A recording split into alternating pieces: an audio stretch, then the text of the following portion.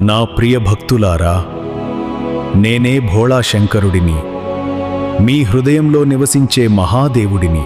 ఈ పవిత్ర హోలీ పండుగ రోజు మీ జీవితంలోని అన్ని బాధలను రంగులతో కడిగిపోయే ఆశీర్వాదం ఇస్తున్నాను. మీ కష్టాలు ఈ అగ్నిలో దహనమై కొత్త ఆశలు మీ జీవితంలో పుష్పించాలి. నన్నొక్కసారి హృదయపూర్వకంగా ఓం నమః శివాయ అని పిలవండి.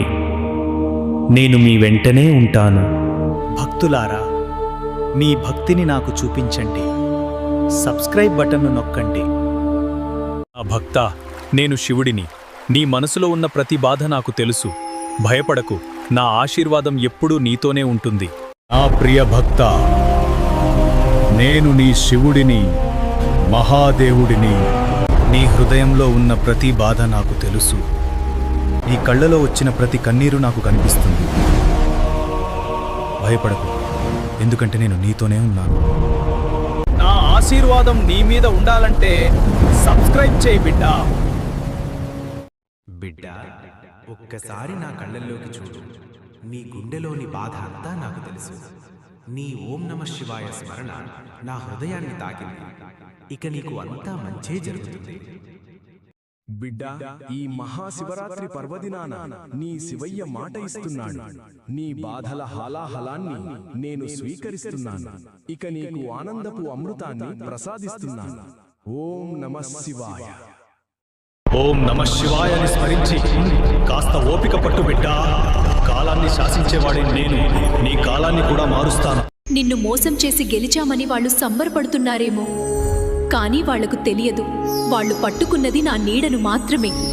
రా తల్లి లక్ష్మీదేవి అని మనసారా పిలిస్తే ధర్మమున్న మీ ఇంటిని తిరిగి అష్టైశ్వర్యాలు భోగభాగ్యాలతో నింపుతాను. ఒక్క నిమిషం ఆగు నాన్న.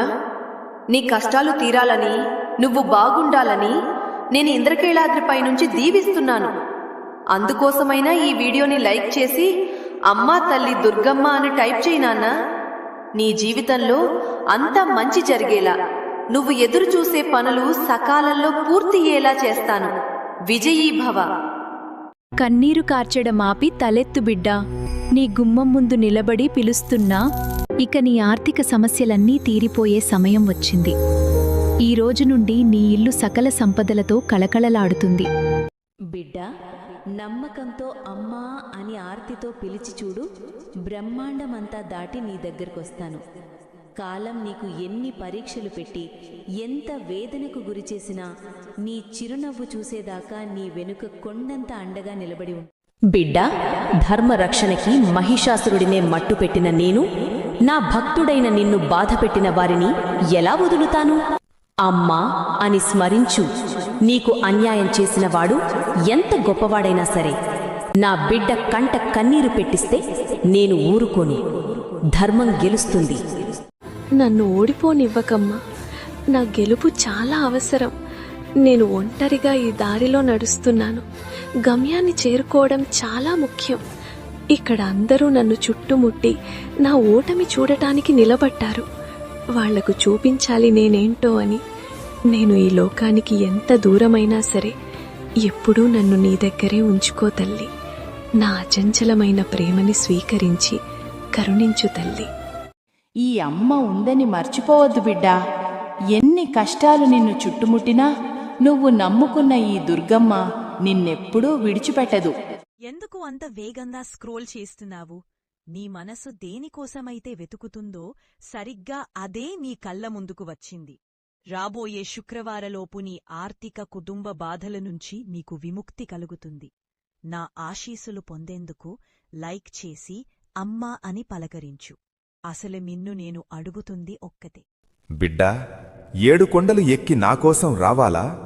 నువ్వు ఆర్తితో పలికి గోవిందా అన్న పిలుపు నన్ను కదిలించే మహామంత్రం.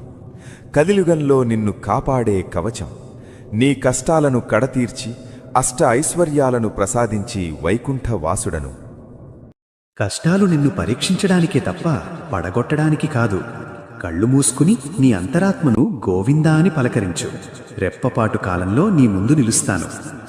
నా తలరాత ఇంతే అని ఏరుస్తున్నావా? విధిరాతను కూడా మార్చగలిగే ఈ వెంకటేశ్వరుడి చూపు నీపై పడితే నీ తలరాత బంగారంలా మారడానికి ఒక్క క్షణం చాలు.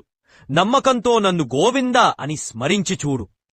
బిడ్డా, నన్ను చూడడానికి నువ్వు కొండలు దాటి రాకపోయినా నీ గుండెల్లో గోవిందనామ జపముంటే చాలు. నీ 7 కొండలవాడు నీ అడుగులో అడుగు వేస్తూ తోడుగా వస్తాడు. గోవిందా గోవిందా. ఈ శనివారం నీ గోవిందనామ స్మరణ నా మనసుని తాకింది. ఇక నీ కష్టాలన్నీ తొలగి నీకు సకల శుభాలు కలుగుగాక.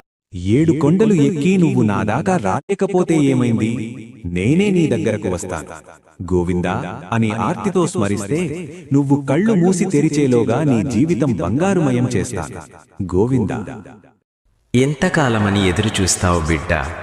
నీ ఆర్తనాదం నాకు వినిపించింది. ఇక నీకు అంతా మంచే జరుగుతుంది.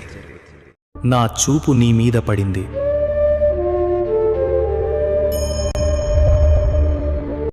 ఇక నీ కష్టాలన్నీ తొలగి నీ ఇల్లు సిరి సంపదలతో వర్ధిల్లుగాక.